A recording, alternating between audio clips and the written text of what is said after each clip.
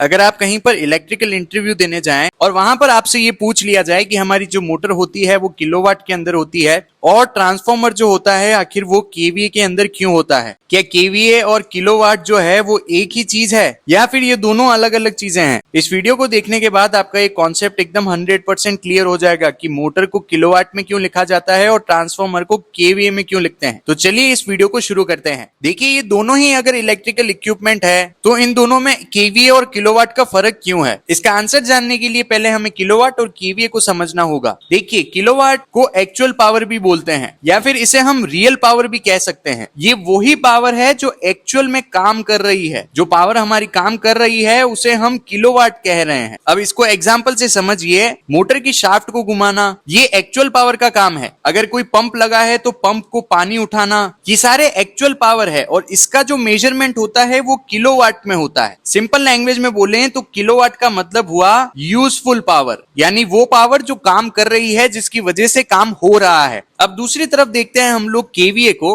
अब केवीए का जो फुल फॉर्म है वो होता है किलो वोल्ट एम्पियर। इस पावर को हम एपेरेंट पावर बोलते हैं। यहाँ पर आप देख सकते हैं एक्चुअल पावर और एपेरेंट पावर में फर्क है। इस फर्क को अब हम आगे समझेंगे। अब एपेरेंट पावर का मतलब हुआ कि सिस्टम से टोटल कितनी पावर ली जा रही है। अब इसमें कुछ तो यूजफुल पावर भी हो सकती है और कुछ रिएक्टिव पावर भी हो सकती है। रिएक्टिव पावर वो होती है जो मैग्नेटिक फील्ड को घुमाने में मदद करती है। अगर आपको रिएक्टिव पावर के बारे में और डिटेल में जानना है तो आप मेरी पिछली वीडियो को जरूर देखिए। पावर फैक्टर से रिलेटेड वीडियोस देखने के लिए भी पिछले पार्ट्स को जरूर देखिए। आपको डिस्क्रिप्शन में सारी वीडियोस का लिंक मिलेगा या फिर ऊपर आई बटन पर क्लिक करके भी आप उस वीडियो को देख सकते हैं। अब यहाँ पर किलोवाट और केवीए के बीच के डिफरेंस को समझने के लिए हमें पावर फैक्टर को लाना होता है। तो चलिए पावर फैक्टर का इसके अंदर क्या रोल है उसको भी देख लेते हैं। मान लीजिए किसी सिस्टम का जो लोड है वो 1000 केवीए है और यहाँ पर उसका पावर फैक्टर 0.8 है। तो एक्चुअल पावर यूजफुल जो है वो होगी 100 इंटू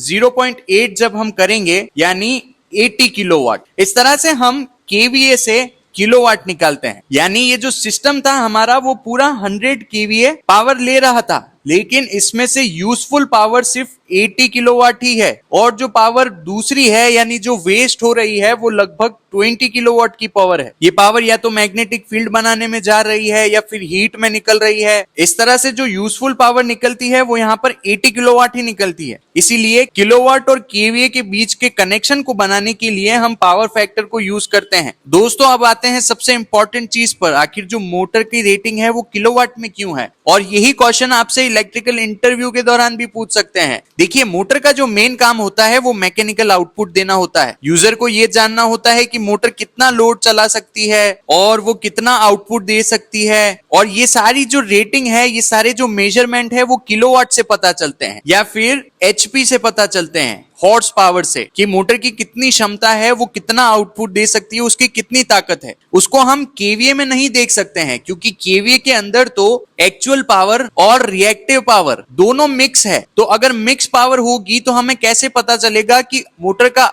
टोटल जो एक्चुअल आउटपुट पावर है वो कितना है। उसके लिए तो हमें सिर्फ एक्चुअल पावर को मेजर करना है और एक्चुअल पावर को मेजर करने के लिए किलोवाट को यूज करते हैं। इसीलिए दोस्तों, हमारी जो मोटर होती है वो हमेशा किलोवाट में होती है, ना कि केवीए में होती है, क्योंकि केवीए दोनों का मिक्सचर होता है और इससे हमें नहीं पता लग सकता कि मोटर कितना आउटपुट देगी, क्योंकि यहाँ पर रिएक्टिव पावर भी तो मिक्स हो चुकी है। इसीलिए किलोवाट से हमें पता चल जाता है कि मोटर का जो टोटल लोड है वो उस हिसाब से कितना आउटपुट देगी किलोवाट के अंदर। इसी प्रकार से जब हम देखते हैं कि ट्रांसफार्मर की रेटिंग केवीए में क्यों होती है, क्यों इसको किलोवाट में नहीं लिखा है। अब देखिए, ट्रांसफार्मर जो है उसको नहीं पता कि उसके साथ कौन सा लोड लगा हुआ है। मान लीजिए उसके साथ कभी 0.8 पावर फैक्टर का लोड लगा है और कभी उसके साथ 0.99 पावर फैक्टर का लोड लगा है, या फिर हो सकता है कभी उसके साथ 0.6 पावर फैक्टर का लोड लगा है। यानी जैसे जैसे ये लोड बदलेगा वैसे वैसे पावर फैक्टर बदल रहा है। लेकिन ट्रांसफार्मर की जो कैपेसिटी है वो सिर्फ दो चीजों पर डिपेंड करती है, एक है वोल्टेज और दूसरा है करंट। यानी कोई भी ट्रांसफार्मर सिर्फ इन दोनों चीजों पर ही डिपेंड करता है। ट्रांसफार्मर की हीटिंग भी वोल्टेज और करंट से ही डिसाइड होती है, पावर फैक्टर से नहीं। इसीलिए ट्रांसफार्मर के जो मैन्युफैक्चरर होते हैं वो पावर फैक्टर को कभी अज्यूम ही नहीं करते हैं। वो सिर्फ वोल्टेज और करंट के हिसाब से ही ट्रांसफार्मर को बनाते हैं और वोल्टेज और करंट को ही तो हम किलो वोल्ट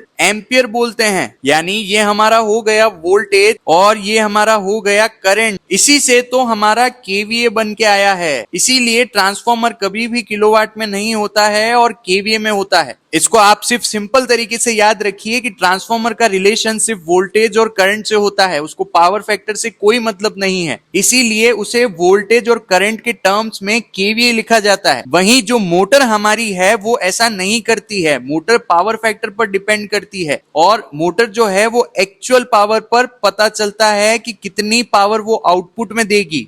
इसीलिए एक्चुअल पावर को हम किलोवाट में ही मेजर करते हैं। इस वजह से मोटर हमारी हमेशा किलोवाट में होती है और ट्रांसफॉर्मर हमारा हमेशा केवीए में होता है। और इसी प्रकार से अगर इलेक्ट्रिकल इंटरव्यू में आपसे ये पूछ ले कि मोटर की रेटिंग किलोवाट में क्यों है, ट्रांसफॉर्मर की केवीए में क्यों है, तो वहां पर आपको जवाब देना है कि ट्रांसफॉर्मर की कैपेसिटी वोल्टेज और करंट से होती है, पावर फैक्टर पर नहीं होती है। इसीलिए उसे केवीए में लिखा जाता है। बल्कि मोटर जो होती है वो पूरी आउटपुट पर डिपेंड करती है और पावर फैक्टर से डिपेंड करती है। इसीलिए उसको किलोवाट में लिखते हैं। अगर दोस्तों आपको पावर फैक्टर से रिलेटेड और वीडियोस देखनी है तो हमारे पिछली सीरीज को या फिर पिछली प्लेलिस्ट को भी जरूर चेक करिए। वहां पर मैंने लैगिंग, लीडिंग और पावर फैक्टर के काफी कॉन्सेप्ट्स को एक्सप्लेन किया है काफी इजी लैंग्वेज में। तो आप उन वीडियोस को भी जरूर देखिए ताकि आपका ये जो पूरा कॉन्सेप्ट है वो 100% क्लियर हो जाए। और दोस्तों कमेंट करके जरूर बताना कि नेक्स्ट वीडियो कौन से टॉपिक के ऊपर चाहिए। होपफुली आज की इस वीडियो से आप लोगों को कुछ सीखने को मिला होगा। अगर ये वीडियो पसंद आई है तो वीडियो को लाइक करिए, चैनल को सब्सक्राइब करिए। इस चैनल पर आपको इलेक्ट्रिकल से रिलेटेड बहुत सारी वीडियोस मिलेगी, तो उन वीडियोस को भी जरूर चेक करिएगा। मैं मिलता हूं आपको इसी प्रकार की और वीडियो में। Thank you for watching.